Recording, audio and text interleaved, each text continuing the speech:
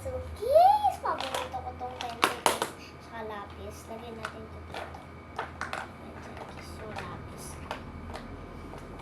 Yan. And then, plus na hinihintay nyo, ilalagay siya dito. First, talaga yung lagay ko sa ito, hairbrush. Pagkatapos ko itong ayusin. Alak na naman talaga ito kapag mantik. Wala na talaga ako nito. May part 3 pa po ito. And then, comment naman kayo for part 3. Bye-bye! Comment for part 3.